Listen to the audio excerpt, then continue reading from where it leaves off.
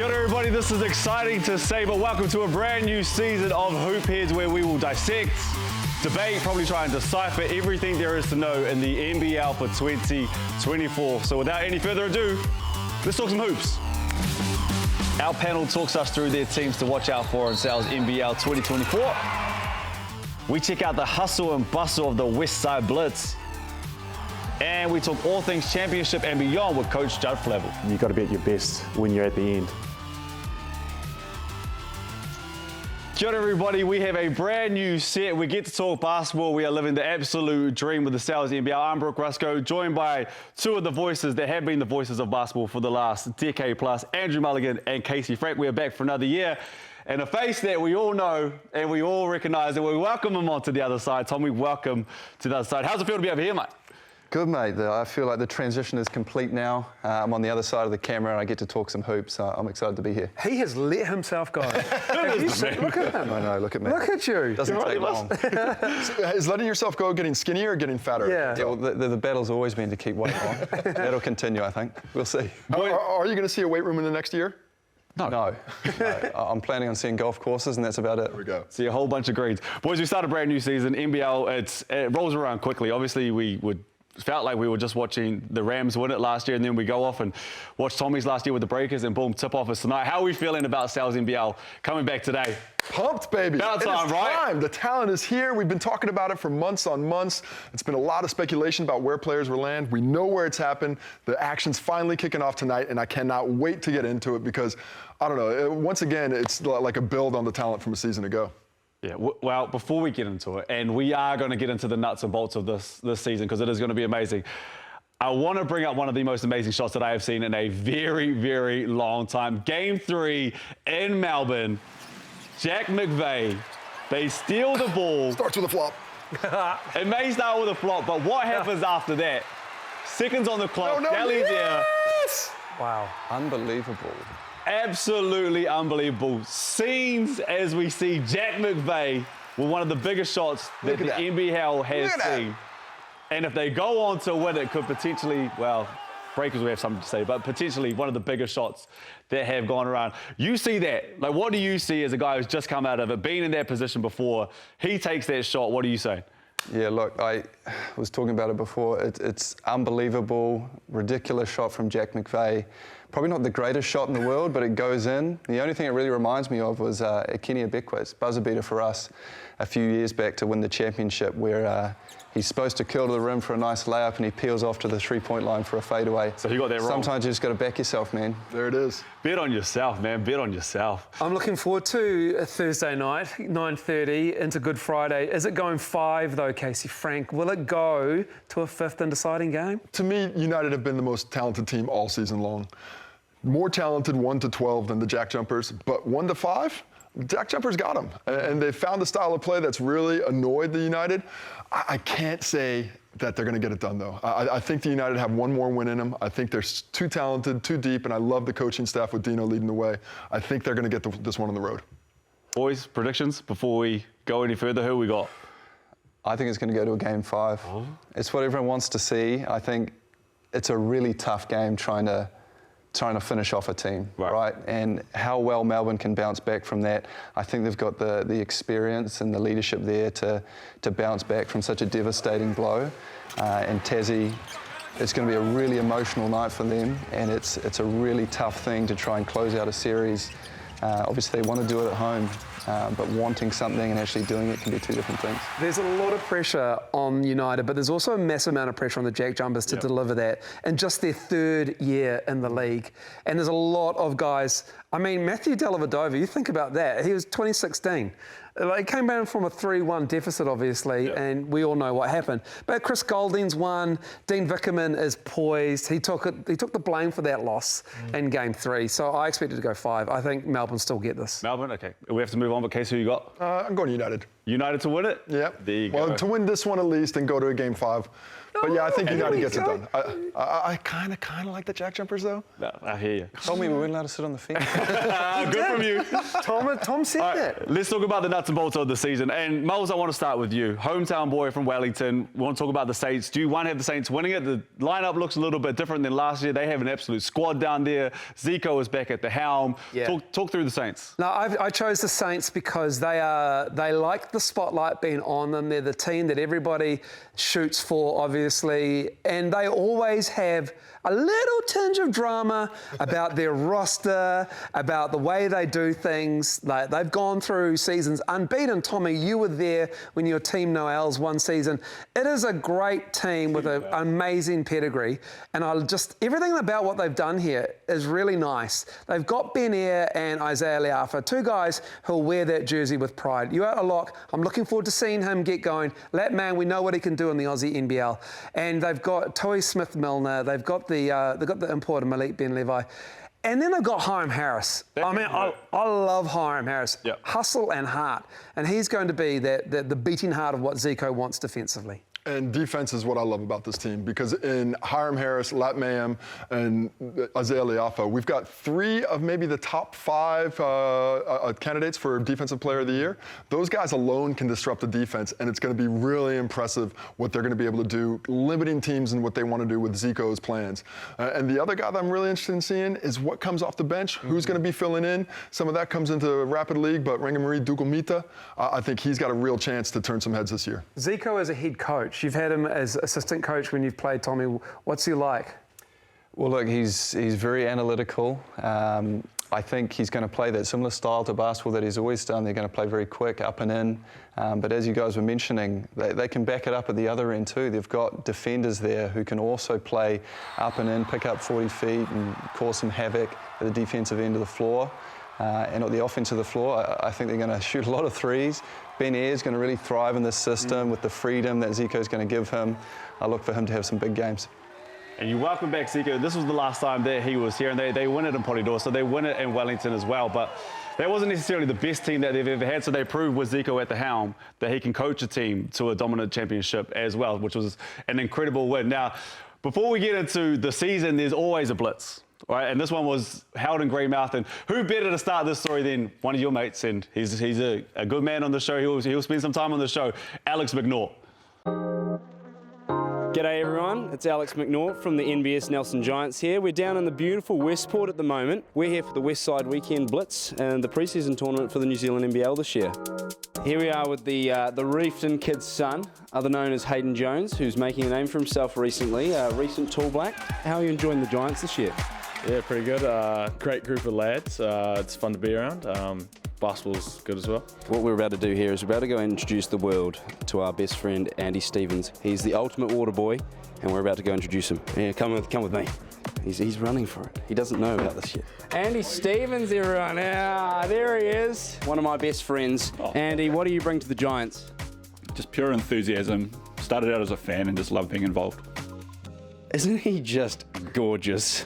Ladies, he's single. New NBS Nelson Giant. So, Dan, what is it that you bring to the Nelson Giants this year? Chill guy. I like long walks on the beach. Whatever you need. He likes long walks on the beach. Thanks for coming along. It was a great time. I like to introduce you to all my teammates and support staff around me. I've got to make my way off to practice, get ready for the game tonight. The locals are loving it, having the players out in schools, doing the community visits. I think just being able to spread the basketball love around the country, and Westport's really showed up and bought tickets and watched these stars on display. Obviously tonight you got Toi Smith-Milner that's going to come out here, and Lat Mayan is an import for the Saints, but I think you're going to be impressed. There's going to be some good imports in the league, but also some of the local talent I think you'll see really step up this year. Here with Campbell Scott after our first win down at the Blitz tournament. Campbell, how did you feel after the first hit out with the boys? We started off pretty strong, got out to a good lead, and we really pushed the pace, but we need to get better at finishing the game off. We've been in Greymouth a couple of days now. Beautiful weather, beautiful sights. What's been the highlight of Greymouth so far, Cam?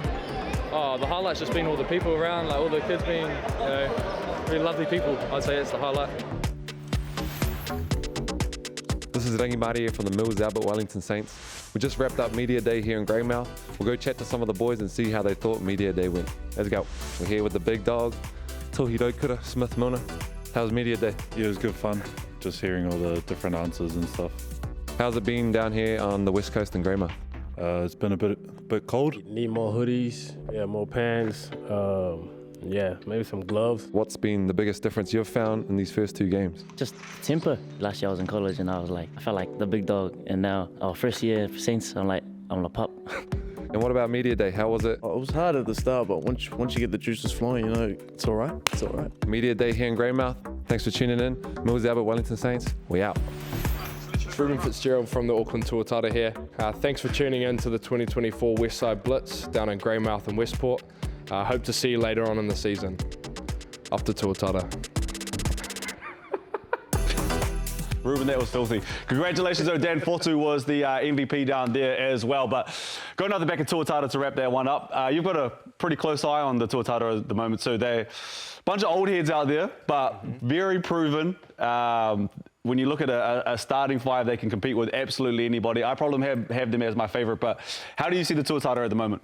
Yeah, probably a lot of people's favourites. Coming off twice runners-up in the last couple of years. So a hungry team, a little bit of continuity there you've got Cam Glidden, obviously Rob Lowe coming back off a MVP season. You've got Ruben Tarangi coming back as well.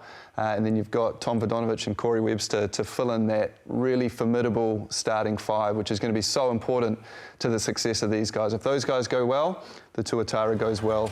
It's going to be really interesting to see who are going to be those pieces that kind of pick up the slack coming off the bench last year. Tom Beattie, Charlie Dalton did a fantastic job as the season wore on of filling that role. But who's going to do it this year? That's where my big question is, because you get into some foul trouble or some injury trouble with such a good starting 5. The depth drops off a little bit of a cliff when you get into those bench mob. Probably the scoring punch off the bench was what let the Tuatara down when they leant so heavily on those vets last season. But you've got the Ledger brothers, and Takaha Cooper's a nice pickup. He adds a little bit of a spark off the bench. I know that they just ruined what they left on the table last season by being beaten by the Rams, who just had that depth. And I think that's probably the main driving force behind Aaron Young and his squad. Well, they've all brought it back together. Two big questions is where's Corey Webster's health going to be? How much is he going to be able to contribute? Can he contribute on the same level he did for the Rams in that title run? And Rob Lowe, he was all-world last year, but he's coming off a huge breaker season. He hasn't played consistent basketball. How much time is it going to be able to take him to find that level? Because he's in his 30s now, it's a little bit harder. He was Defensive Player of the Year, MVP, Best Forward. He did it all last year. If he gets to that level, absolutely, this is a team that can take home the title. My question is who's going to be the point guard? So I thought maybe there was a different import coming, but to your point is how healthy can Corey stay? And is Corey going to be doing the majority of the ball handling, or does Ruben get there? Do they let Rob bring the ball up? The point guard position, especially with how well Jared Weeks played last year, is a huge point of topic for me. But also that man right there showed what his class and what his worth is in the finals and got it done for the Rams. Yeah, the big question for me is how motivated is Corey coming into an entire season in the Sal's NBL? We know he's a proven performer in the clutch. And as that season wears on, we get closer to playoff time, Corey's going to step up his game. But it's a long season. He's got to pick up some wins to start with, and how engaged he is to start off this season is going to be a big factor for them. Well, we have to get into our GM and everyone who has the inside scoop. No one has it better than him. He's basically our Woj, if you've ever seen Woj before. But Justin Nelson, what's the inside scoop this week? Hey team, couple of big scoops for round 1 in the Sal's NBL. We'll start with the Manawa 2 Jets. Great signing a few days ago, tallback Tyrell Harrison. But the news is he's only signed for 4 games. Now, why is that important? Well, in the Sal's NBL, you have to play 5 to qualify for finals. The Jets either have something up their sleeve or they've left themselves 1 game short. It's an interesting one to me is the Tyrell situation going down to the Jets. How do you guys look at that? Because obviously you want wins and maybe you can only get them for 4 games, but were they better off spending their money and potentially getting somebody else? But also you know how good Tyrell can be in this league and has been in the ANBL. If you go 4-0 with Tyrell, you've set your season up. I mean, apart from the player eligibility with the playoffs. But they've put together a nice team here. They've done really a good job of bringing 2 imports, one back who's Mustafa Heron, and another back, Troy Baxter Jr. from the Rams. So you got guys who are experienced in the league. And anytime you have guys who are imports and know what the league is about, that's a real bonus. Mustafa Heron, he is a problem. He can really play. I like picking up Harrison for a short amount of time because the thing is, once you get a guy in the building, maybe he sticks around. You know, you never know. Maybe it's just 4 games now, but something else can happen down. And we know maybe Troy Baxter Jr. might not be available for this first part, so that's a great sub to get in. If you can get a guy of that caliber and maybe save your start of the season, that's why I like it. And you can worry about the postseason if you get there. You know, like this are the Jets we're talking about here. I think they're going to be much improved, but you can't worry about that next step till you take that first step, and I think this is a great way for them to take it. Well, I'm excited to see how they go as well, and he's going to be huge for them in those 4 games it is. There's no doubt about that. Now, Casey, I want to talk to you about the Taranaki Ears. For me, dark horse team. And I don't think they should necessarily be the dark horse team, especially when you have Sam Froling there, you have Mitch McCarron at the helm running the point, and you got the Cameron brothers there as well. Run us through what you like about the squad right here. What's not to like? I mean, the talent is all over the place. Mitch McCarron coming back. He was All-Star 5 last time he came through the league with the Super City Rangers. I don't think he's going to have that level of scoring, but he doesn't have to because of the talent around him. Sam Froling is going to be a league MVP candidate if he doesn't get picked up by an NBA team or a high-level European team, because that's the type of level this player is. He dominated at times in the Australian NBL, and I think he's my front-running pick for MVP. The Cameron brothers, great. Tobias really showed out that he's a quality player and can play at this level last year. Yeah. But Flynn Cameron, I mean, that dude is a dog. He really reminds me on the defensive end of Shea Ely, what he can bring there. But offensively, I think his level is higher. What he can do on that end of the court with his athleticism is really promising. And I haven't even mentioned guys like Quentin Bailey yet, and I certainly haven't mentioned Carlin Davison, who, for me, he's mentioned dark horses. That's a dark horse for Defensive Player of the Year. His athleticism, he's just starting to grow into it. He's still a young kid. I think he's 20 still. He's just starting to understand what he can do on the basketball court, but under Sam McKinnon, with this new direction that this franchise is going, I think he's going to take a big step. You had a lot of Carlin at the Breakers this season just been. What did you see improvement-wise from him in his game? We all know about the athleticism, don't we? And we saw it in flashes throughout the year during practice. This guy has such a quick first step. He gets up off the ground so quickly. He just needs to develop a little bit more consistency with that jump shot. He doesn't need to be a great shooter, but every now and then he's got to keep defenses honest because he can attack closeouts as well as anyone. And as Casey alluded to, defensively, he's got fantastic hands and great instincts in passing lanes. He's going to be a real menace at that end of the floor. Fly, young man, fly. Well, there was a coach last year who went by the name of Judd Flavell. And heard of him. He did a pretty good job. What did he do? Well, he got a championship for them for the first time in 30 years, I believe it was, with that team right behind me. No, that side, with the Rams. So we caught up with Judd just to see how the offseason going, talk everything basketball. Here's what he's been up to. Time winds down on the Sal's NBL 2023 season, and your champions are the Canterbury Rams. But Coach Judd Flavell has done it again. He's at the top of the mountain in the New Zealand NBL. You know, for me, the Rams are one of those clubs that have been there, been very successful. And I remember the Rams of yesteryear, of the Dutchie Rademakers and Clyde Huntleys, and for me as a kid growing up watching them and the Saints go at it in finals. He fouled out on that last play, and Hartley almost with a steal. The Canterbury crowd goes berserk. Well done, Rams. It's good to have championships back in the South Island. By a 91-83. And when I got the chance to, I guess, link up with the Rams, one of the challenges, I guess, and the excitement was like, okay, they've been close, they haven't quite sort of got across the line, and that was really, I guess, another motivation for me. You know, building relationships takes time, and then getting to know, I guess, the people that you're working with. That first year for me was more about kind of understanding the situation where we're at in between year 1 and 2 was really planning, okay, this is where we see us being successful, this is how we can build a culture, achieve great things on the court. During the season, we had our ups and downs, as many teams do, but we were able to sort of weather the storm. Corey Webster, deep three. It's Kevin Brown's quarter at the moment. Finds Walter Brown with the dunk. even if you have to get to the top, you know, there's a lot of good teams in this competition. It's getting more and more competitive. You've got to be at your best when you're at the end. The Sal's NBL champions here, and for the first time in 13 years. They were champions in 1986. They're going to repeat in 1989. I think they're a club that in the New Zealand NBL that are doing things to not only try to win games and championships, but also to help people on their journey. And you know, I think it's a great philosophy to work with, and it's something that I've seen to be very successful. And congratulations, and they have a target on them this year. And one of the hardest things to do in sport, and Tommy, you'll know this better than most, is to go back-to-back. I don't want to say will they go back-to-back, but Mels, can they go back-to-back this year with the squad that you see behind me? Absolutely. Judd Flavell did a really good job of keeping it fresh, but also relying on the core. And they've kept that core with Taylor Britt, Walter Brown. And they brought in guys like, I'm really interested to see how Tucky Farrington goes in the rotation, Max Darling and Kai Isaac at the breakers as well, seeing how they've developed because they're playing more consistent basketball.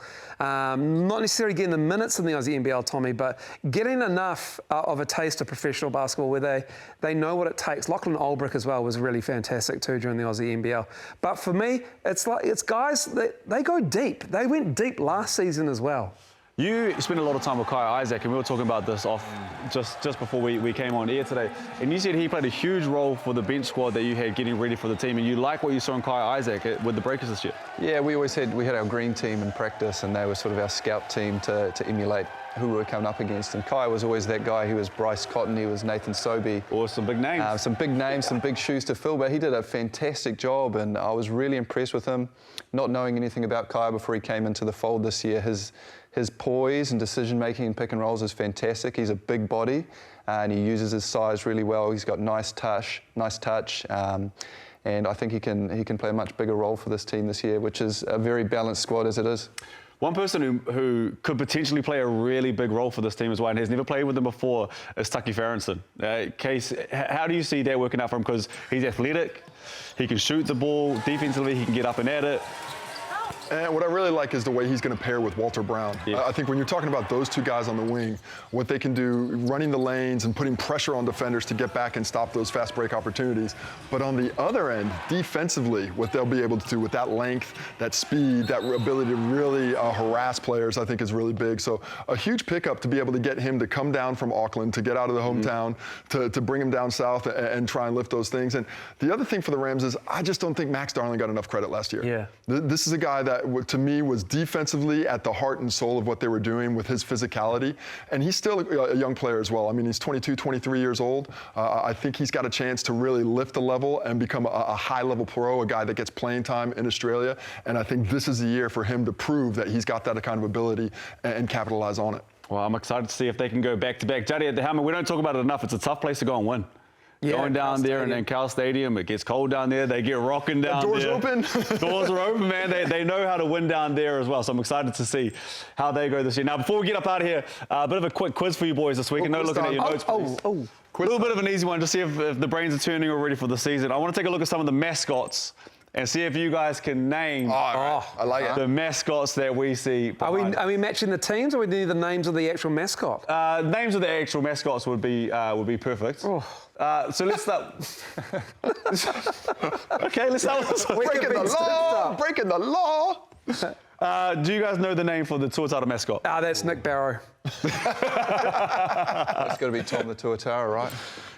Very close. And for those who don't know, Nick Barrow plays on the team. He's also he's a cop as well. Oh, sorry, my bad. Yeah. Is it Tama the Tuatara? 1 point case. Casey. Casey. 1 point case. Shot, Casey. All right, let's go to the next one. We've got the Bulls mascot here. Any ideas what the Bulls mascot name is? Ooh. Oh, no. Oh, I do know. No, I don't.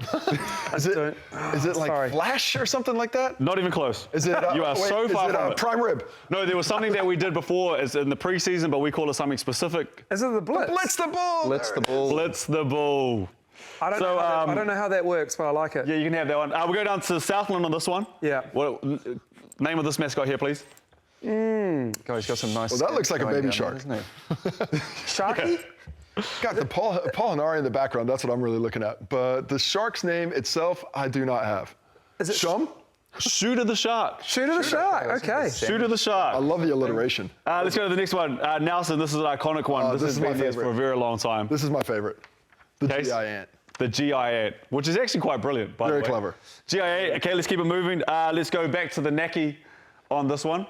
Yeti. The Yeti. Look at us. He might be the most popular mascot in the league. He signs a lot of autographs. He does. He gives away a lot of candy. And finally... Oh, we got this one. I'll leave this one to you, Moles, because you know you love it. Is it Magilla? Magilla the gorilla. One of the greats leant into a Hilux from Rutherford and Bontour and started the board one game. I love it. That's what I'm all about, that kind of stuff. Saints, the GOAT franchise. Guys, we are back for another season. NBL is on the way. 2024 Hoopheads will be here every Wednesday. From Andrew, Case, Tom, and myself, enjoy.